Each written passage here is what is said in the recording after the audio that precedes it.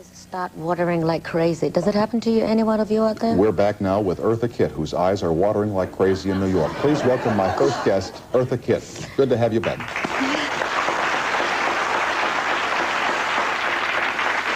With most people who come here, the thing that starts to run is not the eyes, but the nose. Have you noticed that you're Yes, it seems that every time I come to New York, there's something in the air, I guess.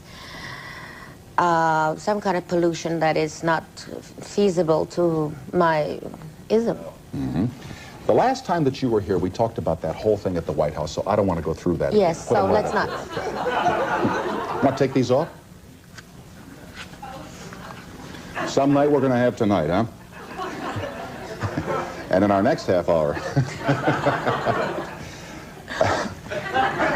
Do you know that that plant that you sent me... Yeah, I remember that plant. ...is dead? Would you put your feet up on it?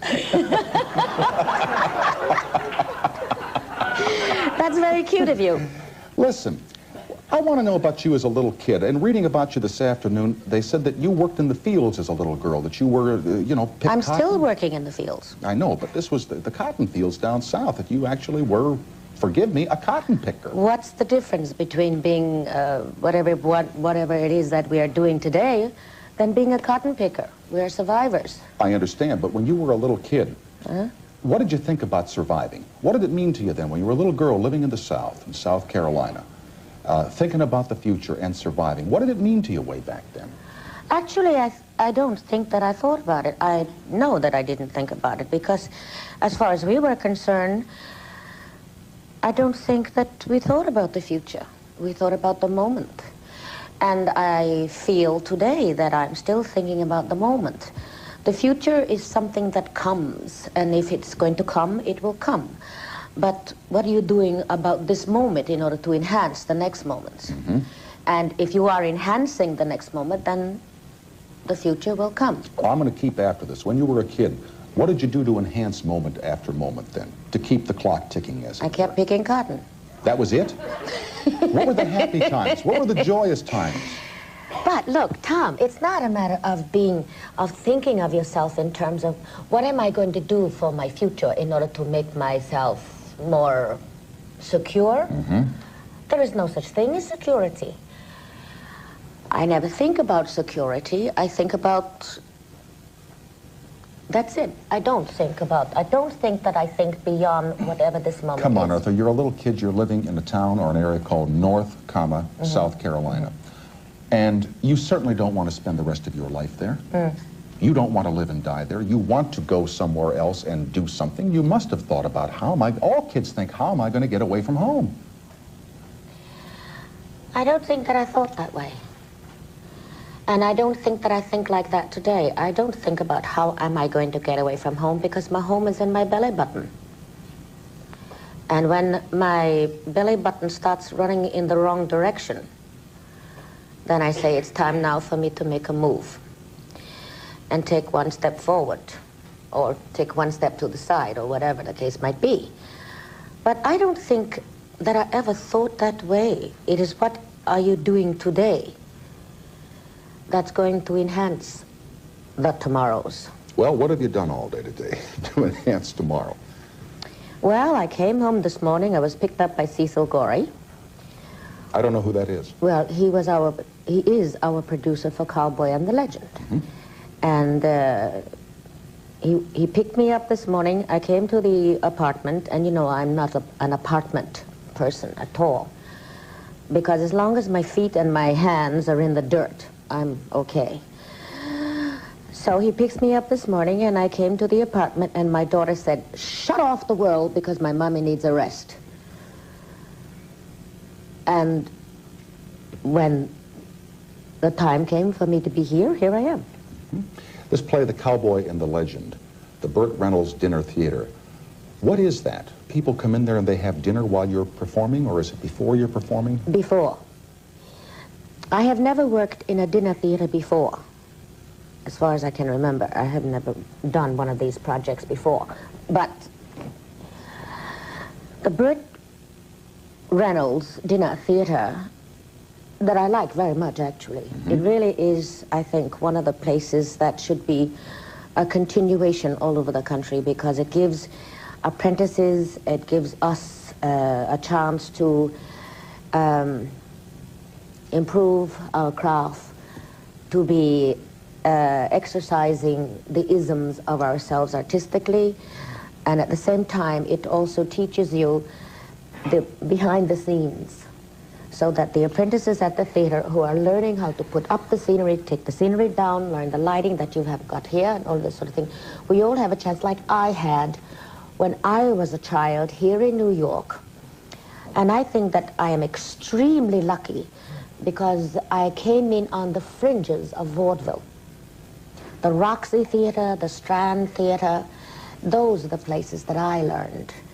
And they were Catherine Dunham. They were almost gone by the time you got. Yes, and we used to do something like 10 shows a day, starting at 10 o'clock in the morning, and we didn't get out of the theater until something like, well, midnight or 1 o'clock in the morning. And I used to work for $10 a week, because I went down to the Catherine Dunham studio and on a joke, on a dare, and followed the leader of the class, and I won a full scholarship. Who dared you to go down there? One of my girlfriends. Why'd she do that? Well, it was like I wanted to meet Miss Dunham. I had just read about her the day before, and for some reason or the other it was in my head, obviously, and it was all I did it as a joke. I said, I just want to meet her, you know.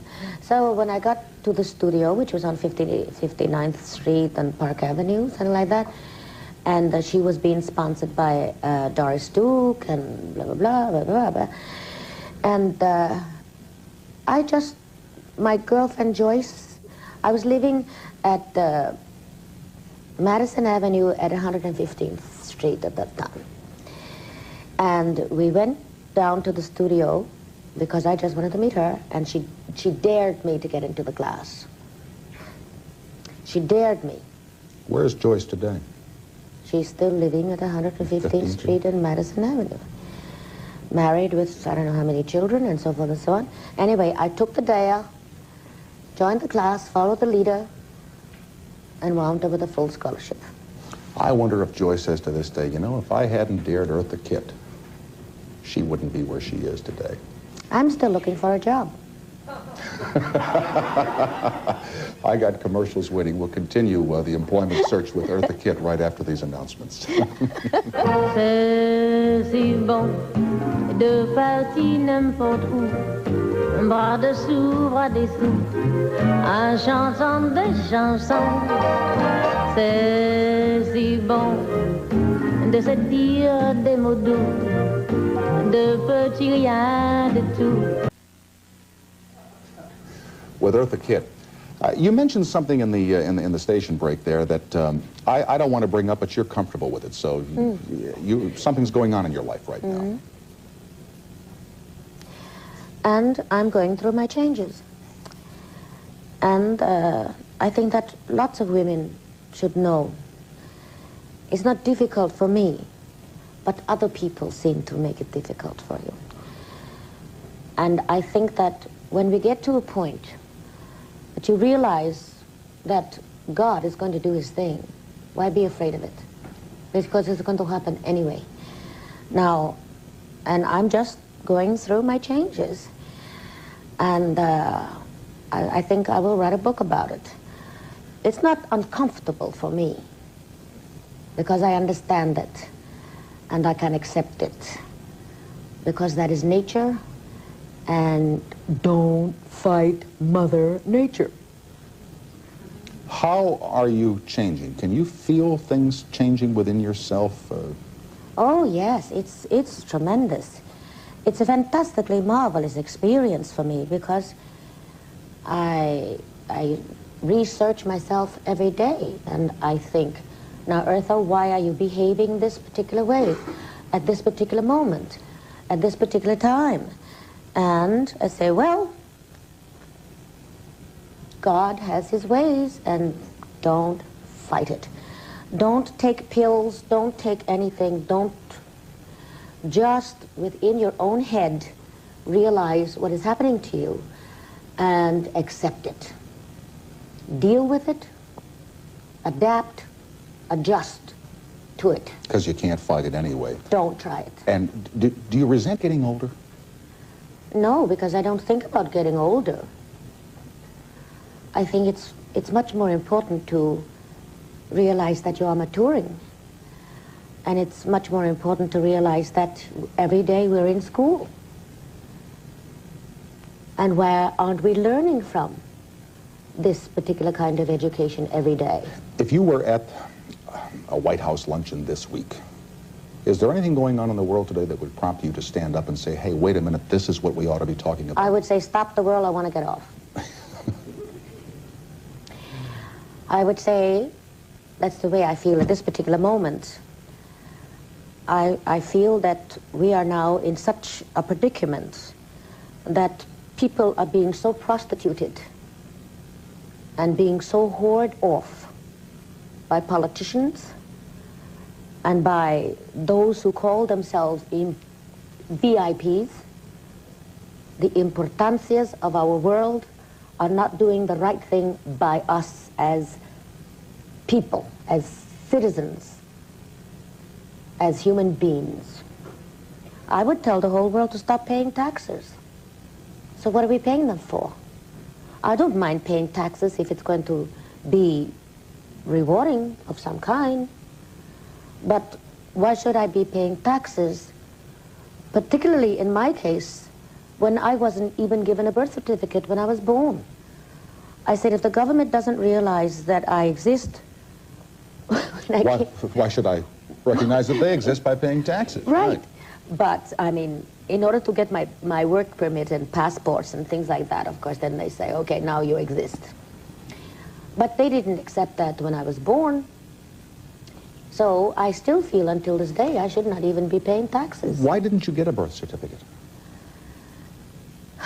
Being born on the cotton plantation of South Carolina, I suppose it was a situation where they did not want too many of us registered, because then they have to have an explanation for that. And they had to be, in some way or the other, responsible to the government. Therefore, I am an illegitimate child, Cherokee, black and white, and therefore you don't exist. I'm not black enough, I'm not white enough, and therefore you don't exist. It seems as though you constantly have to be put in a situation that you have to be in a slot of some kind in order to be recognized. If you belong to the black group, you are recognized. If you belong to the Anglo-Saxon group, you are recognized. If you belong to the Jewish group, you're recognized.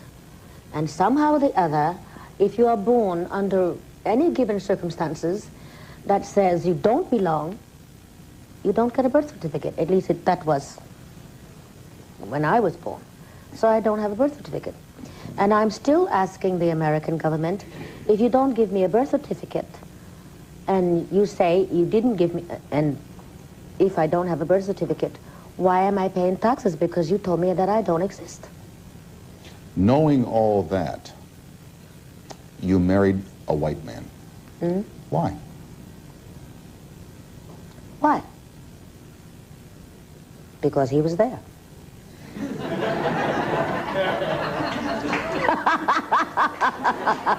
That's one reason I've never heard, you know. Heard people say, how could you ever marry that guy? How'd you marry that girl? Well, because the person was there, you know, it seemed the thing to do. He happened to have been there. And I tell you something, that has never been a problem for me. Now, the situation comes when my mother-in-law and I, you know, my mother-in-law and I were fantastic friends. My mother-in-law, unfortunately, she's gone now. But she said to me, Eartha, you are my real daughter because you've earned me. And I have no problems. I do not have any problems. Remember that picture that was out with Sidney Poitier and Kate Hepburn and Spencer Tracy? Guess who's coming to dinner? Yes, where Sidney marries, I forget who the girl was. It was Kate Hepburn's niece, Catherine Houghton, I think. And you heard the white parents saying to the white girl, oh, you're letting yourself in for all kinds of problems if you marry a black man. Did you have any of those problems that we hear about in fictionalized accounts of marriages between blacks and whites? These are the kind of things that I don't have a problem about.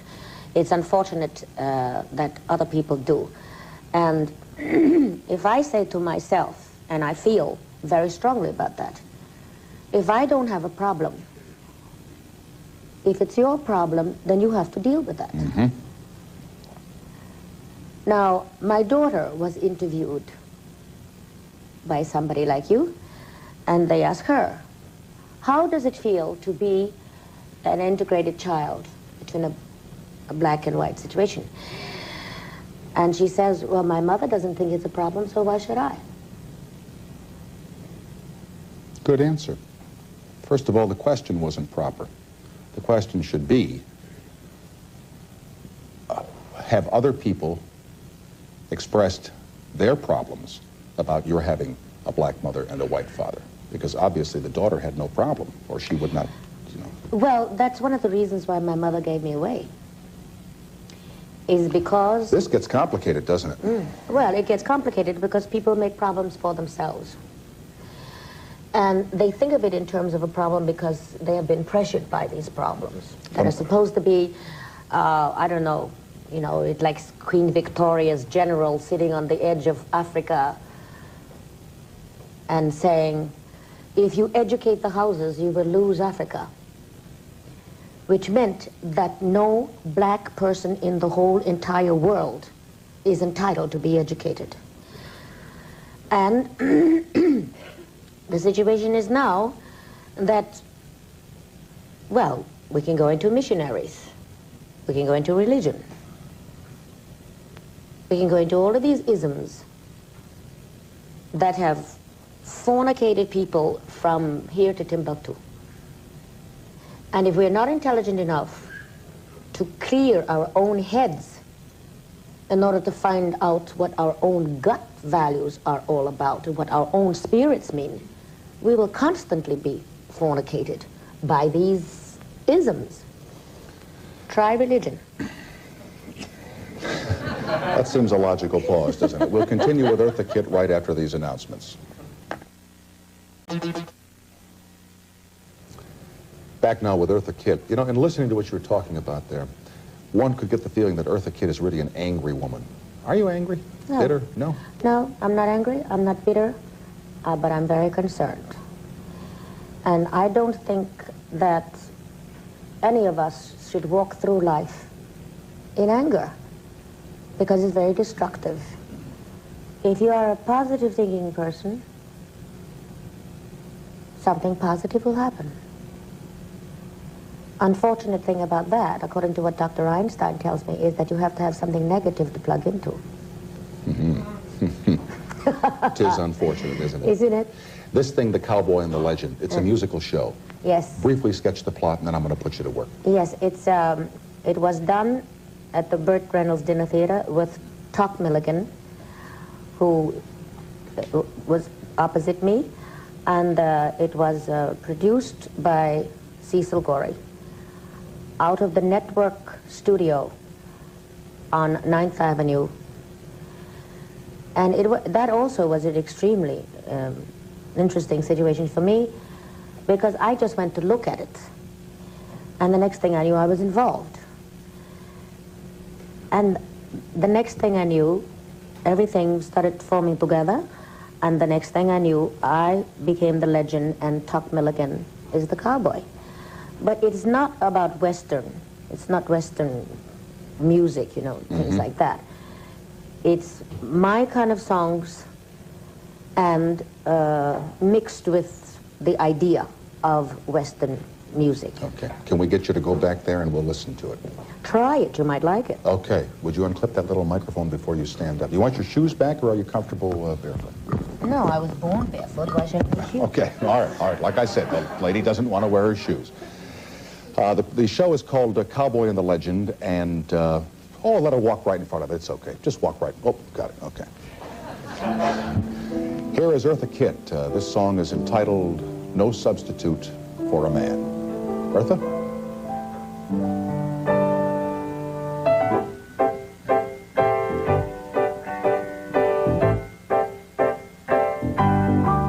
You can fuss around the house till there's nothing else to do. Take a sleeping pill at night and take cold showers till you're blue. But though sometimes he's a brute, there's no substitute for a man. You can polish all the forks till they glisten and they gleam. Curl up with the latest book, have a small erotic dream. But there's one absolute, there is no substitute for a man. You can use saccharin for sugar, lemon for lime, but nothing else can tickle like a masculine vehicle at the appropriate time. You can call up all your friends, have a party, have a smoke. For that missing thrill you seek, see a porno, what a joke. But there's one absolute, there is no substitute for a man.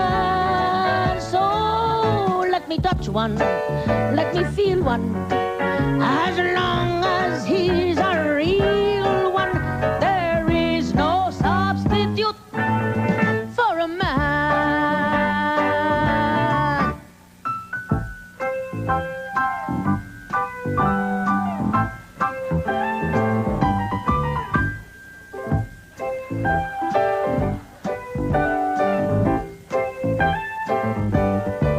Make a fetish of old shoes, flagellation for a laugh.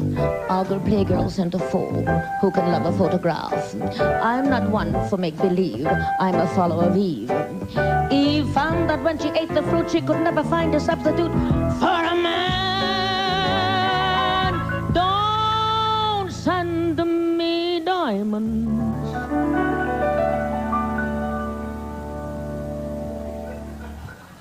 Don't send me Poils und mein Gartenhimmel. For heaven's sakes, don't send me girls. I don't have any lines. What's the name of the song? No substitute for a man. Right. There is no substitute for a man. I'll say it again. There is no substitute for a man.